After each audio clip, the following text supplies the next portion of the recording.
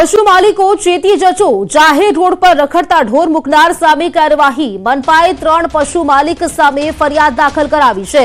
ઘાઘરેટિયા વિસ્તારના વિનય રાઠવા સામે બકરપુરા પોલીસ સ્ટેશનમાં ફરિયાદ નોંધાઈ છે, તો ફતેપુરાના વિજય લાલજી રબારી સામે કુંભારવાડા પોલીસ સ્ટેશનમાં ફરિયાદ નોંધાઈ છે, જ્યારે અટલાદરાના ભવન નવઘણ ભરવાડ સામે અટલાદરા પોલીસ સ્ટેશનમાં ફરિયાદ નોંધાઈ છે।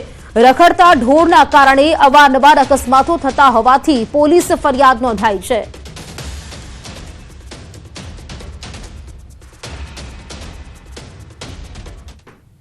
અમદાવાદમાં બાળકના જીવનો દુશ્મન બન્યો શ્વાન। બચકા ભરતા 4 માસની બાળકીનું મોત થઈ ગયું છે। પરિવારમાં માતમ, શ્વાનને પકડ્યો।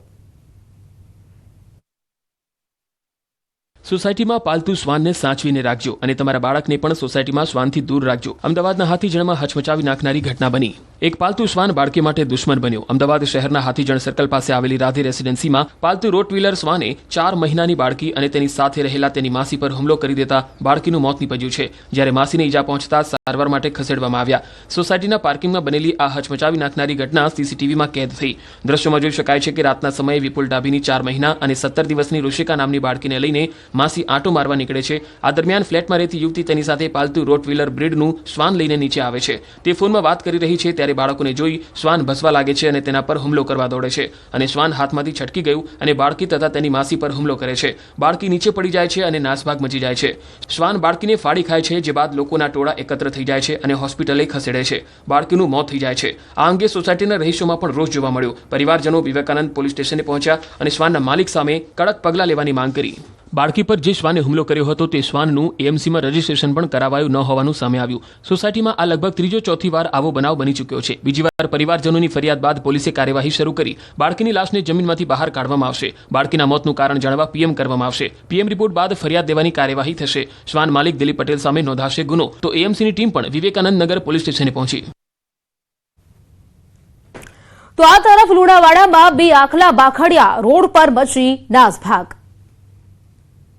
આખલા લડાઈના આ દ્રશ્યો મહીસાગરના લુણાવાડાના છે। અહીં રાતના સમયે 2 આખલાઓ એવા બાખડ્યા કે રોડ પર જીવ બચાવવા નાસભાગ મચી ગઈ।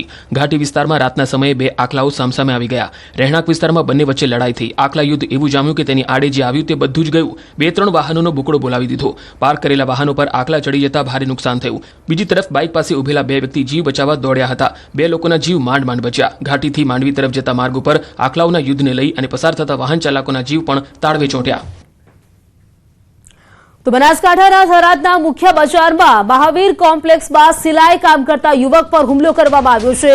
આ હુમલાનો વિડીયો પણ વાયરલ થયો છે। સામાન્ય બાબતમાં ટોળાએ ધોકા અને લાકડી વડે યુવકને ઢોરમાર માર્યો। યુવકને ગંભીર હાલતમાં થરાદ સિવિલમાં ખસેડવામાં આવ્યો છે। પરિવારજનો ફરિયાદ નોંધાવતા થરાદ પોલીસ સ્ટેશન પહોંચ્યા છે। તો સિલાઈ કામ કરતા યુવક પર હુમલો કરવામાં આવ્યો છે, જેનો વિડીયો છે તે પણ સામે આવ્યો છે। આપ જોઈ શકો છો 3 થી 4 લોકો દ્વારા આ યુવક પર હિચકારો હુમલો કરવામાં આવ્યો છે। ફક્ત સામાન્ય બાબતે યુવકને ઢોર માર મારવામાં આવ્યો છે, જેમાં આ યુવક ગંભીર રીતે ઇજાગ્રસ્ત થયો છે। હાલ તો યુવકને સારવાર માટે ખસેડવામાં આવ્યો છે। જે હુમલો કરવામાં આવ્યો તેનો વિડીયો પણ સામે આવ્યો છે। લાકડીથી તેને માર મારવામાં આવી રહ્યો છે। जानकारी संवाददाता किशोर जानकारी સાથે જોડાઈ ગયા છે અમારા સંવાદદાતા કિશોર જે પ્રકારની ઘટના બની છે તેનો વિડીયો પણ સામે આવ્યો છે। સામાન્ય બાબતે યુવક પર માર મારવામાં આવે છે, જાણકારી શું છે આ વિશે? ચોક્કસથી જે થરાદની મુખ્ય બજારમાં આવેલ મહાવીર કોમ્પ્લેક્સમાં સિલાઈ કામ કરતા યુવક પર કેટલાક અસામાજિક તત્વો તૂટી પડે છે અને તેને ધોકા અને લાકડીઓ વડે તેને જાહેરમાં માર મારે છે અને માર મારતા વિડીયો પણ સામે આવ્યો છે। અત્યારે તો આ યુવકને હાલત ગંભીર હોવાથી થરાદની સિવિલ હોસ્પિટલમાં ખસેડાયો છે અને તેના પરિવારજનો થરાદ પોલીસ સ્ટેશન પહોંચ્યા છે ફરિયાદ નોંધાવવા માટે। મહત્વની વાત તો એ છે કે આ યુવકને ઢોર માર મારવામાં આવે છે જાહેરમાં, છતાં પણ કોઈ વ્યક્તિ આ યુવકને બચાવવા નથી જતો અને યુવકને ઢોર માર્યા બાદ અત્યારે તો યુવકને થરાદની સિવિલ હોસ્પિટલમાં ખસેડાયો છે અને યુવકની હાલત અત્યારે ગંભીર છે। આ સમગ્ર મામલે પોલીસ સ્ટેશનમાં પરિવાર પહોંચતા પોલીસે પણ વધુ તપાસ હાથ ધરી છે। પ્રીતિ, બિલકુલ કિશોર, આભાર આપનો જાણકારી આપવા માટે। 7 દિવસની હડતાળ બાદ રાજકોટ માર્કેટિંગ યાર્ડ આજથી ફરી ધમધમતું થયું છે। 7 દિવસ બાદ માર્કેટિંગ યાર્ડમાં હરાજી શરૂ થઈ છે। જીરાના વેપારીઓએ 17 કરોડનું જીરું લઈ કમિશન એજન્ટો સાથે છેતરપિંડી કરી હતી, જેને લઈને યાર્ડમાં હડતાળ પાડવામાં આવી હતી.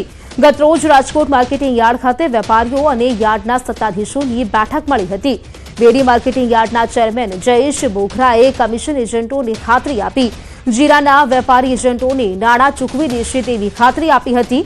રાજકોટ પોલીસે છેતરપિંડી કરનાર ઢોલરિયા બંધુઓની ધરપકડ કરી હતી.